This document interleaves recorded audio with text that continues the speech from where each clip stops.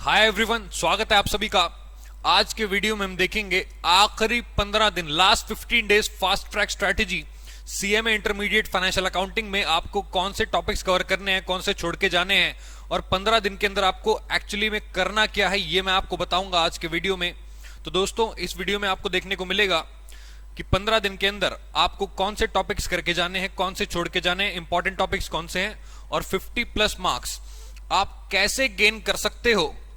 ये छोटा सा वीडियो देखने के बाद मैंने पिछले साल एक वीडियो बनाया था 2016 सिलेबस के लिए। दोस्तों, ये वीडियो 2022 सिलेबस वाले स्टूडेंट्स के लिए है। इसमें मैं आपको बताऊंगा आपके इंपॉर्टेंट टॉपिक्स और कौन से टॉपिक्स आपको छोड़ के जाने, 50+ मार्क्स आप कैसे गेन कर सकते हो। तो दोस्तों शुरू करते हैं। सबसे पहले आपकी जो एग्जाम की डेट है वो है 17 जुलाई 2023। दोस्तों मैं आपको बता दूं, 17 जुलाई से ठीक पहले आज जो वीडियो अपलोड हो रहा है, 1 जुलाई से लेके 17 जुलाई तक का आपके पास टाइम है। लेकिन दोस्तों 15 जुलाई से ये एग्जाम स्टार्ट हो रहे हैं, तो जो आपका पहला पेपर है उसके लिए, जो लॉ एंड एथिक्स होता है, उसके लिए भी आपको टाइम चाहिए होगा स्टार्टिंग के 1-2 दिन। तो मैं ये समझ लेता हूं कि 13 और 14 तारीख को आप सिर्फ वही सब्जेक्ट पढ़ोगे जिसका 15 तारीख को एग्जाम है। तो इसलिए मैं ये मान के चल रहा हूं कि आपके पास मात्र 10 दिन है पढ़ने के लिए। तो आखिरी 15 दिन में आपको अगर एक हफ्ता भी अगर आप पढ़ लोगे, उस एक हफ्ते के अंदर लिमिटेड टॉपिक्स भी आप कवर कर लोगे, तो आपके 50+ मार्क्स बहुत इजीली गेन हो जाएंगे। रेफरेंस के लिए मैं आपको एक लिंक दे देता हूं वीडियो का, लास्ट 30 डे स्ट्रैटेजी का। इस वीडियो को देख लेना। अगर आप 22 सिलेबस वाले भी हो तब भी ये आपके काम आएगी, क्योंकि 90% सिलेबस ऑलमोस्ट सेम है। तो वो वीडियो से भी आपको बेनिफिट मिलेगा, उसके बाद ये वीडियो दोबारा देखना। तो दोस्तों, सिलेबस 2022 में आपके टोटल 9 मॉड्यूल्स कवर हैं। उन 9 मॉड्यूल्स को डिवाइड किया गया 6 सेक्शन में। ABCD मॉड्यूल का इंडेक्स देखोगे ना आप, तो उसमें आपको मिल जाएगा। अब इन 6 सेक्शंस में दोस्तों मार्क्स वाइज, परसेंटेज वाइज जो वेटेज है वो इस तरीके से है। ABCD 15%, 20%, 20%, फिर 10%, 10%, 15%।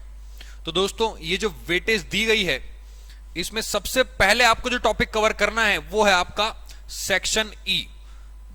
इसके अंदर टोटल 4 चैप्टर्स हैं, लेकिन इसमें से आपको जो कवर करने हैं वो है आपका इंश्योरेंस क्लेम और हायर परचेस।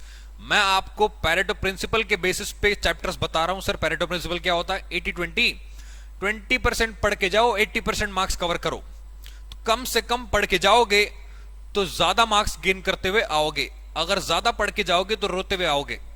तो दोस्तों कम पढ़ के जाना है, लिमिटेड टॉपिक्स करके जाने हैं और लिमिटेड क्वेश्चंस प्रैक्टिस करके जाने हैं, तभी आप एग्जाम में अच्छे से उसको कवर कर पाओगे और एग्जाम में अपीयर कर पाओगे। तो सबसे पहले आपको कवर करना है सेक्शन E, जो कि 15% की वेटेज रखता है। इसके अंदर आपको चैप्टर पढ़ना है इंश्योरेंस क्लेम और हायर परचेस। दोस्तों इंश्योरेंस क्लेम और हायर परचेस छोटे छोटे चैप्टर्स हैं, तो मैं आपको बता दूं इंश्योरेंस क्लेम करने में आपको ज्यादा टाइम नहीं लगना चाहिए। मैं ये मान के चल रहा हूं कि ये 3 से 5 घंटे में अगर आप इसको डेडिकेटेड होके पढ़ो तो 3 से 5 घंटे में चैप्टर कंप्लीट हो सकता है। सेम वे में हायर परचेज भी छोटा सा ही चैप्टर है, इसको 2 घंटे से ज्यादा मत देना, 2 घंटे या मैक्सिमम 3 घंटे।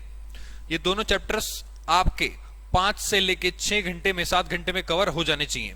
इससे ज्यादा टाइम इन दोनों चैप्टर्स को मत देना। इजी चैप्टर्स हैं और जल्दी कवर हो जाएगा। तो दोस्तों इन चैप्टर्स का क्वेश्चन एग्जाम में बहुत बार आया है। 16 सिलेबस में भी आता था, 22 सिलेबस में भी आ रहा है।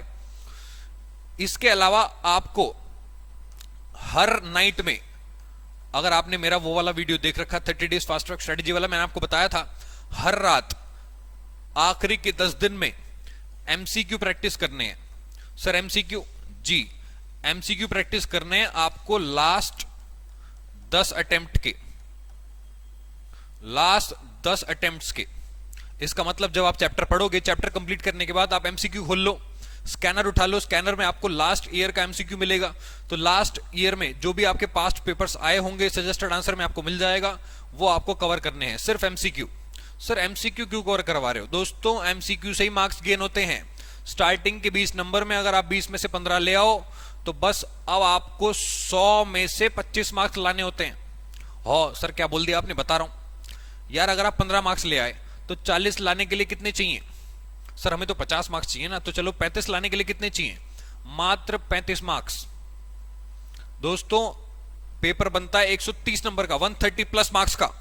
130 में से स्टार्टिंग के 20 में से ही आप 15 ले आए तो अब 35 मार्क्स लाने में क्या जा रहा है, 100 में से 35 लाना कोई बड़ी बात थोड़ी है। तो कम चैप्टर्स में आपको ज्यादा मार्क्स कवर होंगे। कैसे होंगे? अगला जो आपको चैप्टर पढ़ना है वो है आपका सेक्शन एफ। दोस्तों सेक्शन एफ में है आपका अकाउंटिंग स्टैंडर्ड्स। इसमें जो इंपॉर्टेंट अकाउंटिंग स्टैंडर्ड्स है वो है आपके AS1 डिस्क्लोजर रिक्वायरमेंट्स और AS11 फॉरेन एक्सचेंज, AS12 दोस्तों गवर्नमेंट ग्रांट्स के क्वेश्चन बहुत बार आते हैं, फॉरेक्स के भी आते हैं। AS22 दोस्तों ये नया अकाउंटिंग स्टैंडर्ड है 22 सिलेबस के लिए, तो मैं समझता हूं ये बहुत इंपॉर्टेंट है क्योंकि इसमें प्रैक्टिकल एस्पेक्ट्स हैं, इनकम टैक्सेस, तो पॉसिबिलिटी है इसका क्वेश्चन आपके एग्जाम में आ जाए। AS22 income taxes, AS12, AS11, AS1। इसके अलावा जो अकाउंटिंग स्टैंडर्ड्स है अगर आपके पास टाइम बचे तो ही पढ़ना, और वो भी थियोरेटिकल पोर्शन, क्योंकि इसमें प्रैक्टिकल एस्पेक्ट्स नहीं है। तो दोस्तों AS करने के बाद अगला जो वेटेज है वो है आपका सेक्शन बी, 10% की वेटेज है स्पेशल ट्रांजैक्शंस। स्पेशल ट्रांजैक्शन में आपको सारे चैप्टर्स कवर करने हैं। जॉइंट वेंचर को आप इग्नोर कर सकते हो, कंसाइनमेंट आपको पूरा करना है, बिल्स ऑफ एक्सचेंज भी पूरा करना है, क्योंकि इन दोनों का क्वेश्चन एग्जाम में बहुत फ्रीक्वेंटली आता है और इनको करने में आपको ज्यादा टाइम नहीं लगना चाहिए। मैं आपको बता दूं अकाउंटिंग स्टैंडर्ड्स जो ये हैं सारे, ये मैक्सिमम या तो आप एक दिन में निपटा दो या फिर टोटल 6 से 8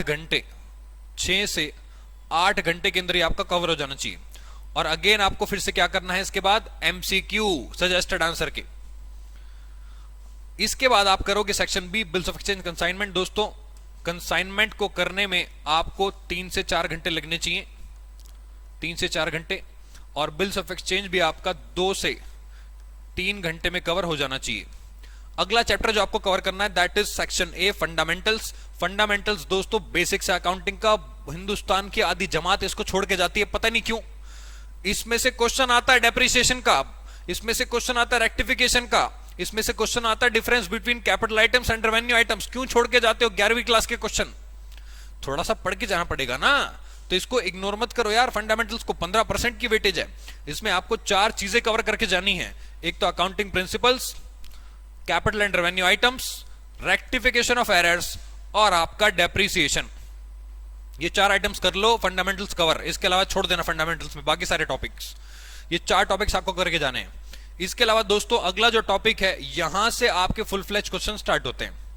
अभी तक मैंने छोटे छोटे चैप्टर्स आपको बताए थे, अब बड़े बड़े चैप्टर स्टार्ट हो रहे हैं। तो बड़े बड़े चैप्टर्स में आपका अकाउंटिंग फाइनल अकाउंट्स है, पार्टनरशिप है, ब्रांच अकाउंटिंग है, और इस ब्रांच अकाउंटिंग के साथ डिपार्टमेंटल और लीज वाला चैप्टर भी है उसी सेक्शन के अंदर। तो दोस्तों यहां पे आपको क्या करना, ध्यान से देखना। सेक्शन सी है आपका फाइनल अकाउंट्स, 20% की वेटेज है, फिक्स क्वेश्चन आता है 16 नंबर का और 4 मार्क्स वो MCQ में पूछ लेता है। तो दोस्तों फाइनल अकाउंट्स तो बिल्कुल मत छोड़ के जाना। इसको मैं समझता हूं कि ये आपका 7 से 10 घंटे में हो जाना चाहिए, सारे क्वेश्चंस मिला के, मैक्सिमम क्वेश्चंस। NPO दोस्तों, NPO में भी मैं आपको कम से कम 5 से 7 घंटे देने को बोलूंगा, ज्यादा भी लग सकते हैं, हो सकता है फाइनल अकाउंट से ज्यादा टाइम आपको NPO में लग जाए, डिपेंडिंग ऑन द कैपेबिलिटी और आप कितनी प्रैक्टिस इसकी ऑलरेडी कर चुके हो। सिंगल एंट्री इग्नोर कर सकते हो, टाइम बचे तो ही करना, अदरवाइज छोड़ देना। स्टेटमेंट ऑफ अफेयर्स मेथड कर लेना नॉर्मल वाला, लेकिन कन्वर्जन मेथड मत करना, छोड़ देना सिंगल एंट्री को अगर आपके पास टाइम कम है तो। इसके अलावा दोस्तों अगला जो सेक्शन है वो है सेक्शन सी। अब सुनना, छठा आइटम आपको करना है सेक्शन डी। ये डी और ई मैंने एक साथ क्यों लिखे हैं, क्योंकि ई मैंने पूरा नहीं कराया था। ई के अंदर दोस्तों ऊपर सबसे पहले ई के अंदर क्या था, हायर परचेस, ये रहा सेक्शन ई में था इंश्योरेंस क्लेम और हायर परचेस। इसके अलावा इसमें ब्रांच और डिपार्टमेंटल भी है। तो ब्रांच और डिपार्टमेंटल में और पार्टनरशिप में आपको एक ही चॉइस करनी है। पेपर 130 नंबर का बनता है, 130 प्लस। पता नहीं क्यों टीचर रेकमेंड कर देते हैं, वैसे मैं खुद आपको बताऊं, मेरा दोस्त था पार्टनरशिप करके गया था, लेकिन वो पार्टनरशिप का क्वेश्चन अटेम्प्ट नहीं कर पाया क्योंकि उसको समझ नहीं आया, और 2 दिन लगाए थे पार्टनरशिप कंप्लीट करने में। मैं आपको बताऊं, पार्टनरशिप आप करके जाओ अगर आपका इंटरेस्ट है, अदरवाइज पार्टनरशिप को छोड़ दो। और इसके अलावा जो ऑप्शन में आपको करना है that will be lease, branch and departmental. दोस्तों लीज छोटा सा चैप्टर है, आप इसको इग्नोर कर सकते हो, नया चैप्टर है, लेकिन ब्रांच का क्वेश्चन फिक्स आता है, इसको मत छोड़ना। 16 मार्क्स आते हैं फ्री फंड के, इजी क्वेश्चन होता है ब्रांच का as compare to partnership. Partnership का भी कभी कभार वो इजी पूछ लेते हैं, लेकिन पता नहीं उसमें क्या वो तड़का लगाते हैं, खिचड़ी बनाते हैं उसकी, तो कभी कभार वो खतरनाक बना देते हैं क्वेश्चन को। तो डिपार्टमेंटल एक छोटा सा चैप्टर है, वो आप जल्दी कर लोगे। ब्रांच में दोस्तों मुझे लगता है आप आपको कम से कम पूरा दिन इसको देना पड़ेगा डेडिकेटेड होके। और डिपार्टमेंटल दोस्तों 3 घंटे में आप खत्म कर सकते हो अगर सारे क्वेश्चन आपको ऑलरेडी आते हैं तो ये थी आपकी स्ट्रेटजी। आखिरी 15 दिन में आपको यही पढ़ना है इसी स्ट्रेटजी के हिसाब से, और आपका एग्जाम बहुत जबरदस्त तरीके से क्लियर होने वाला है दोस्तों। मैं बताऊं आपको, वो वाला वीडियो प्लीज देख लेना, लास्ट 30 डे स्ट्रेटजी वाला 2016 सिलेबस के लिए मैंने बनाया था। उसके अंदर बहुत जबरदस्त टेक्निक मैंने बताई है कैसे आप 60+ यानी कि एग्जामिशन तक ला सकते हो आखिरी के 10 दिन पढ़ के।